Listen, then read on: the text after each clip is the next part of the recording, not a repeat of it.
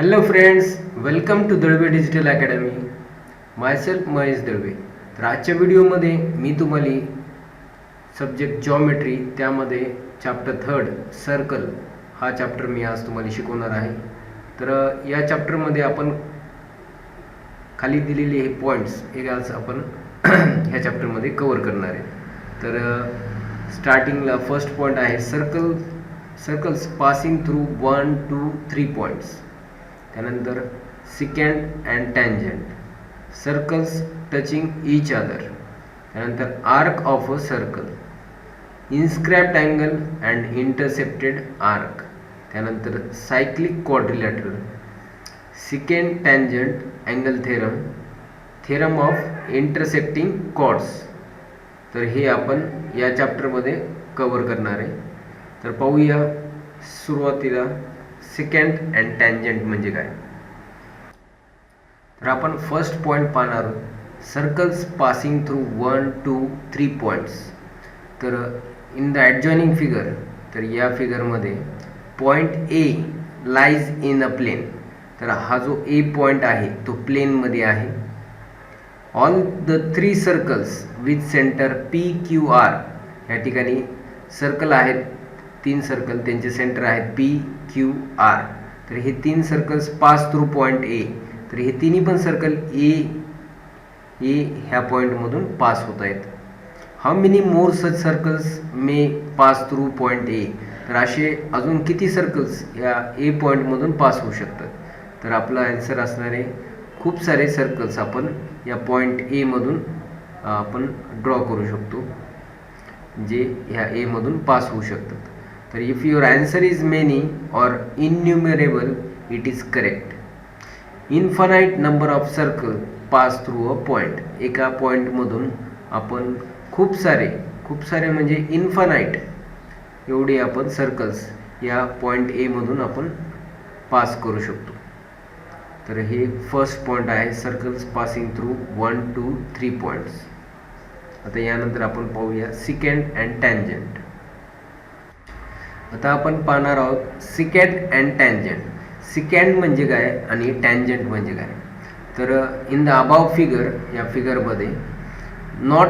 फिगरमध्ये not a single point is common in line L and circle with centre A. तर ह्या ठिकाणी circle आहे ज्याचं सेंटर ए आहे. त्यानंतर या ठिकाणी एक लाईन आहे. तर हे सर्कल आणि ही जी लाईन आहे ह्या दोन्हीमध्ये बघा ह्या ठिकाणी काही कॉमन नाही आहे. एकही पॉईंट ह्या ठिकाणी दोन्ही एकमेकांना टच करत नाहीत.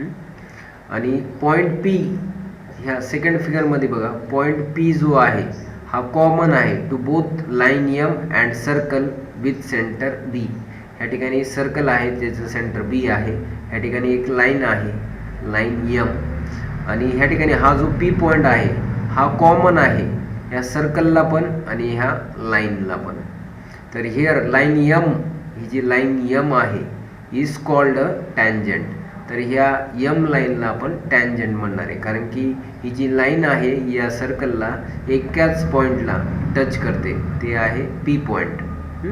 तर या लाईन एमला आपण टँजंट म्हणणार आहेत, tangent of a circle. And point P, हा जो पॉईंट पी आहे is called the point of contact. तर ह्या टँजंटचा पॉईंट ऑफ कॉन्टॅक्ट ह्या सर्कलसोबत कुठं झालेला आहे, तर पॉईंट पीला झालेला आहे. तर ह्या ठिकाणी ही जी लाईन एम आहे त्याला आपण टँजंट म्हणतो. टँजंट म्हणजेच काय, तर सर्कलला एकाच पॉईंटला टच करणारी लाईन, त्याला आपण टँजंट म्हणतो. आता या थर्ड फिगरमध्ये 2 points Q and R are common to both. तर ह्या थर्ड फिगरमध्ये क्यू आणि आर हे दोन्ही पॉईंट ह्या ठिकाणी सर्कलवर आहेत हे दोन्ही पॉईंट, आणि लाईनवर पण आहेत हे दोन्ही point. 2 points Q and R are common to both the line N and the circle with center C. Q and R are intersecting points. ह्या ठिकाणी Q आणि R हे काय आहेत, इंटरसेक्टिंग पॉईंट्स आहेत of line N and the circle.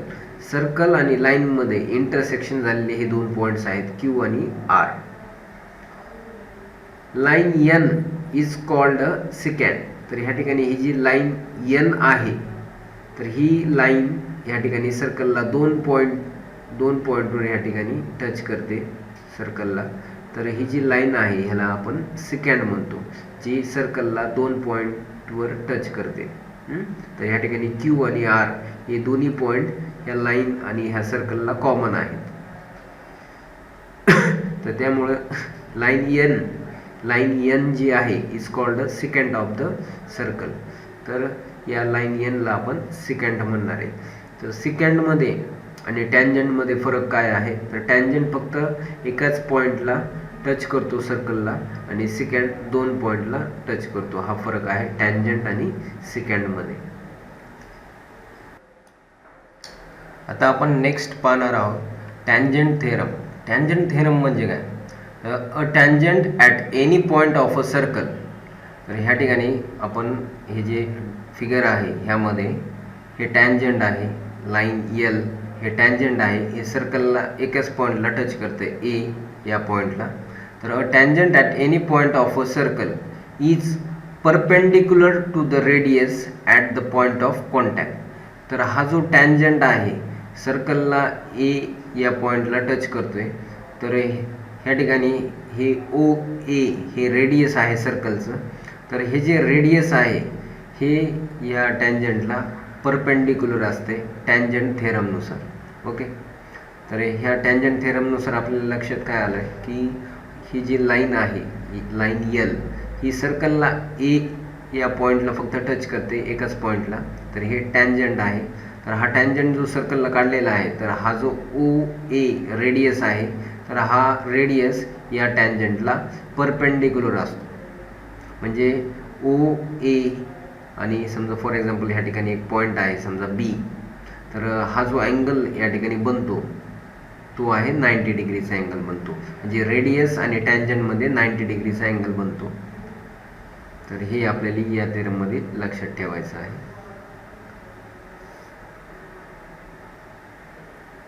हा जो angle आहे हा 90 डिग्री आहे.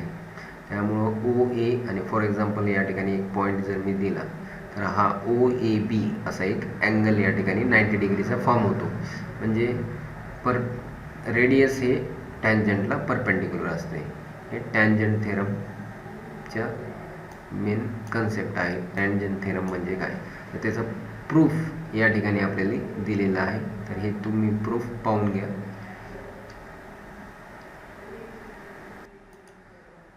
नेक्स्ट थेरम आहे कॉन्व्हर्स ऑफ टॅन्जंट थेरम.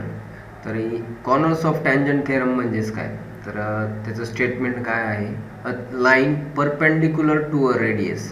तर या फिगरमध्ये ही जी लाईन यल आहे ही परपेंडिक्युलर आहे या रेडियसला. एम एन हे रेडियस आहे. तर या रेडियसला ही लाईन परपेंडिक्युलर आहे at its point on the circle. तर एन या पॉईंटला हे जे रेडियस आहे या लाईनला परपेंडिक्युलर आहे एन या पॉईंटला. तर ही जी लाईन आहे लाईन यल ही टॅन्जंट ही ह्या सर्कलचा ही जी लाईन आहे ते टॅन्जंट आहे या सर्कलला ह्या थेरमनुसार. तर या थेरममधून आपल्याला काय समजलं की जर एक रेडियसला जर एखादी लाईन परपेंडिक्युलर असेल तर ती लाईन त्या सर्कलची टॅन्जंट आहे हे असं आपण म्हणू शकतो. तर ह्या ठिकाणी ही जी लाईन यल आहे हे टॅन्जंट आहे या सर्कलला ॲट पॉईंट एन. आणि हे जे एम एन आहे हे रेडियस आहे. त्यामुळं हे रेडियस आणि टॅन्जंट एकमेकांना परपेंडिक्युलर असतात. या ठिकाणी 90 डिग्रीचा अँगल दाखवलेला आहे. तर कॉन्व्हर्स ऑफ टॅन्जंट थेरम, तर ह्यामध्ये आपल्याला कॉन्व्हर्स म्हणजेच काय, टॅन्जंट थेरमचा कॉन्व्हर्स आहे, ऑपोजिट आहे. तर यामध्ये जर एखादी लाईन या ठिकाणी रेडियसला जर परपेंडिक्युलर असेल तर त्या लाईनला आपण त्या सर्कलचं टॅन्जंट म्हणू शकतो. तर हे आहे कॉन्व्हर्स ऑफ टॅन्जंट थेरम. तर ह्या ठिकाणी त्याचा प्रूफ या ठिकाणी दिलेला आहे तुमच्या बुकमध्ये. तर या ठिकाणी गिवन टू प्रूफ आणि त्याचं एक्सप्लेनेशन या ठिकाणी दिलेलं आहे. तर हा जो कॉन्व्हर्स ऑफ टॅन्जंट थेरम आहे हा तुमच्यासाठी होमवर्क आहे. तर हे तुम्ही थेरम तुमच्या नोटबुकमध्ये लिहायचा आहे. हा एक्झाममध्ये विचारला जाऊ शकतो, कॉन्व्हर्स ऑफ टॅन्जंट थेरम आणि त्याच्यापूर्वी टॅन्जंट थेरम. तर हा जो टॅन्जंट थेरम आहे हा सुद्धा तुमच्यासाठी होमवर्क आहे, हा सुद्धा तुम्ही नोटबुकमध्ये लिहायचा आहे. तर हा एक्झाममध्ये विचारला जाऊ शकतो टॅन्जंट थेरम. तर हे दोन्ही थेरम तुमच्यासाठी होमवर्क आहे. नेक्स्ट आहे टॅन्जंट सेगमेंट थेरम. तर हा पण इम्पॉर्टंट थेरम आहे, हा सुद्धा तुम्हाला नोटबुकमध्ये लिहायचा आहे. तर या थेरममध्ये आपल्याला काय दिलेलं आहे स्टेटमेंट पाहूया. Tangent segments drawn from an external point.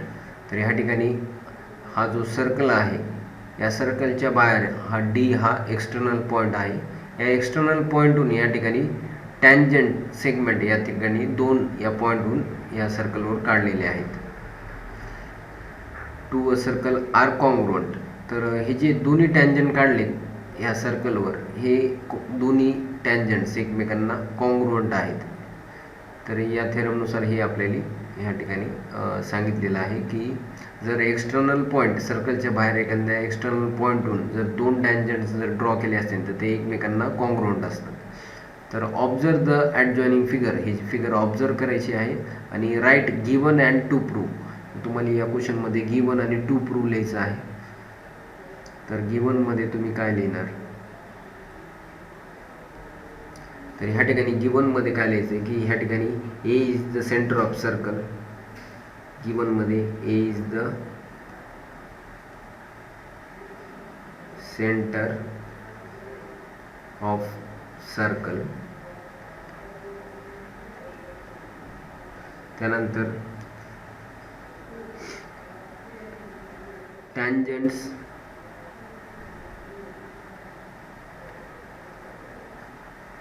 Through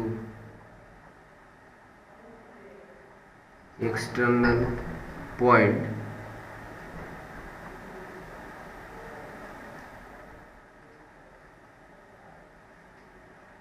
through external point D. तर एक्सटर्नल पॉइंट डी आहे त्यामधून जे टॅन्जंट्स या ठिकाणी या सर्कलला टच करतात, touch the circle at point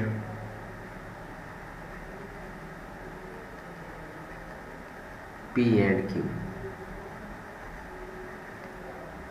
तर असं तुम्हाला या ठिकाणी गिवन लिहायचं आहे. आणि टू प्रूव्हमध्ये काय करायचं आहे आपल्याला, काय प्रूव्ह करायचं आहे यामध्ये. तर टू प्रूव्हमध्ये आपल्याला ह्या ठिकाणी हे जे सेगमेंट आहे D P, segment D P हे आपल्याला कॉन्ग्रुएंट दाखवायचं आहे सेगमेंट डी क्यूला. तर हे टू प्रूव्ह आपल्याला लिहायचं आहे. आता त्यानंतर हे प्रूफ जे आहे ते आता मी तुम्हाला सांगतो. तर या ठिकाणी प्रूफमध्ये आपल्याला in triangle P A D. तर ह्या ठिकाणी पी ए डी, तर आपण हे जे पी आणि ए हे दोन जर पॉईंट आपण या ठिकाणी जॉईन केले, त्यानंतर ह्या साईडला हा ए आणि क्यू ए तर आपण जॉईन केले, तर या ठिकाणी बघा दोन ट्रायंगल फॉर्म झालेले आहेत. ट्रायंगल पी ए डी आणि दुसरा ट्रायंगल आहे क्यू ए डी. तर असे दोन या ठिकाणी दोन ट्रायंगल फॉर्म झालेले आहेत. तर ह्या ठिकाणी सेगमेंट पी ए, तर हा जो सेगमेंट पी ए आहे हा कॉन्ग्रुएंट आहे. तर हा जो पी ए हा कुणाला कॉन्ग्रुएंट असणार आहे, क्यू एला, कारण की ह्या ठिकाणी दोन्ही पण काय आहे रेडियाय ऑफ द सेम सर्कल. तर ह्या ठिकाणी सेगमेंट क्यू ए, तर सेगमेंट पी ए हा कॉन्ग्रुएंट आहे सेगमेंट क्यू एला, कारण की हे दोन्ही पण काय आहेत रेडियाय ऑफ द सेम सर्कल. त्यानंतर सेगमेंट ए डी, हा जो सेगमेंट ए डी आहे आणि हा कॉन्ग्रुएंट आहे सेगमेंट ए डीलाच, कारण की या दोन्ही ट्रायंगलमध्ये हा जो ए डी आहे हा दोन्ही ट्रायंगलसाठी कॉमन आहे. तर आपण ह्या ठिकाणी कॉमन साईड लिहू शकतो. हे दोन्ही ट्रायंगलसाठी कॉमन साईड आहे. त्यानंतर angle A P D is equal to angle A Q D is equal to 90 degree. तर या ठिकाणी बघा हे दोन्ही पण अँगल या ठिकाणी 90 डिग्री अँगल बनवतात, कारण की ह्या ठिकाणी हा रेडियस आणि टॅन्जंट एकमेकांना परपेंडिक्युलर असतात. ह्या ठिकाणी पण हा रेडियस आणि हा टॅन्जंट एकमेकांना परपेंडिक्युलर, त्यामुळे हे दोन्हीचं अँगलचं मेजरमेंट 90 आहे. तर ह्या ठिकाणी या दोन्ही ट्रायंगलमध्ये हे दोन्ही अँगल सारखे असल्यामुळं सेम आहेत, कारण की हे टॅन्जंट थेरमनुसार. तर हे या ठिकाणी दिलेलं आहे. तर ह्या ठिकाणी हे जे दोन ट्रायंगल आहेत PAD आणि QAD, PAD आणि QAD हे दोन्ही ट्रायंगल हे कॉन्ग्रुएंट आहेत. तर याच्या मागचं रिझन काय आहे, तर या ठिकाणी आपण पहा, या ठिकाणी हे दोन्ही अँगल 90 डिग्री, हे साईड सेम आणि ही कॉमन साईड. तर ह्या ठिकाणी आपण हायपोटेन्यूज साईड टेस्टनुसार हे दोन्ही ट्रायंगल आपण कॉन्ग्रुएंट म्हणू शकतो. तर बाय हायपोटेन्यूज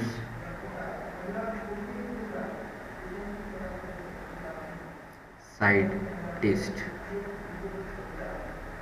या टेस्टनुसार या ठिकाणी हे दोन्ही ट्रायंगल एकमेकांना कॉन्ग्रुएंट आहेत. तर हायपोटेन्यूज साईड टेस्ट माहिती आहे तुम्हाला. तर दोन ट्रायंगल या ठिकाणी दोन्ही ट्रायंगलचे जे अँगल्स आहेत हे दोन्ही पण 90 डिग्री आहेत आणि यामध्ये दोन साईड्स दोन्ही ट्रायंगलच्या सेम आहेत, एक ही साईड आणि एक ही. तर त्यामुळे या ठिकाणी हे दोन्ही ट्रायंगल हायपोटेन्यूज साईड टेस्टने कॉन्ग्रुएंट आहेत. तर या ठिकाणी सेगमेंट DP, हे जे सेगमेंट DP आहे आणि सेगमेंट DQ, तर या ठिकाणी हे दोन्ही साईड्स दोन्ही सेगमेंट या कॉन्ग्रुएंट आहेत. त्याचं रिझन आहे corresponding sides of congruent triangle. शॉर्टमध्ये corresponding sides of congruent triangle, हे दोन्ही ट्रायंगल कॉन्ग्रुएंट आहेत, तर त्यांच्या हे करस्पॉन्डिंग साईड्स आहेत, म्हणून हे एकमेकांना कॉन्ग्रुएंट आहे. तर या क्वेश्चनमध्ये जे आपल्याला प्रूव्ह करायचं होतं ते आपण या ठिकाणी प्रूव्ह केलेलं आहे की एक्सटर्नल सर्कलवर जर आपण एक्सटर्नल पॉईंटहून या ठिकाणी जर दोन टॅन्जंट्स ड्रॉ केले, तर ते टॅन्जंट्सचं जे लेंथ आहे त्या दोन्ही टॅन्जंटची ती कॉन्ग्रुएंट असते. तर या ठिकाणी टॅन्जंट सेगमेंट थेरमनुसार आपण या ठिकाणी हे थेरम पूर्ण केलेला आहे. तर हा सुद्धा थेरम तुम्ही तुमच्या नोटबुकमध्ये कंप्लीट करायचा आहे. या ठिकाणी सॉल्व्ड एक्झाम्पल्स आहेत. तर सॉल्व्ड एक्झाम्पलमध्ये हा जो फर्स्ट एक्झाम्पल आहे हा पण तुम्ही नोटबुकमध्ये नोट डाऊन करायचा आहे, लिहायचा आहे, कारण की सॉल्व्ड एक्झाम्पलवर सुद्धा आता जास्त चान्सेस आहेत येण्याचे. तर सॉल्व्ड एक्झाम्पलसुद्धा बोर्ड एक्झाममध्ये विचारले जातात. तर हे सुद्धा प्रॅक्टिस तुम्हाला लिहून घ्यायची आहेत. तर सिमिलर अशाच टाईपचे एक्झाम्पल्स आपण प्रॅक्टिस सेटमध्ये पाहणार आहेत. तर त्यामुळे तुम्हाला हे एक्झाम्पल्स मी प्रॅक्टिस सेट शिकवल्यानंतर तुमच्या लक्षात येणार आहे. तर पण ते आधी तुम्ही तुमच्या नोटबुकमध्ये लिहून घ्या. हे सॉल्व्ड एक्झाम्पल टायटल लिहायचं आणि त्याखाली हे एक्झाम्पल तुम्ही लिहून काढा. त्यानंतर एक्झाम्पल 2 हे सुद्धा तुम्ही तुमच्या नोटबुकमध्ये लिहायचं आहे. ह्याचं सोल्युशनसुद्धा या ठिकाणी दिलेलं आहे, ते तुम्ही समजून घ्या. त्यानंतर रिमेंबर दिस हे सुद्धा इम्पॉर्टंट आहे. तर आता आपण जे 3 थेरम पाहिले त्या तिन्ही थेरमबद्दल या ठिकाणी आपल्याला महत्त्वाचे स्टेटमेंट्स या ठिकाणी दिलेले आहेत. तर हे तिन्ही पण तुम्हाला रिमेंबर दिस लक्षात ठेवायचे आहेत आणि हे नोटबुकमध्ये पण लिहून घ्या. स्टार करा, रिमेंबर दिस स्टार करून तुम्ही लिहून ठेवा, जेणेकरून हे तुमच्या लक्षात राहिले पाहिजे. आणि आता प्रॅक्टिस सेट 3.1, तर ही जी प्रॅक्टिस सेट आहे ती सगळी संपूर्ण प्रॅक्टिस सेट मी तुम्हाला शिकवणार आहे. एक ना एक एक्झाम्पल मी तुम्हाला एक्सप्लेन करणार आहे. तर आजच्या व्हिडिओमध्ये आपण इथेच थांबूया. Thank you for watching this video.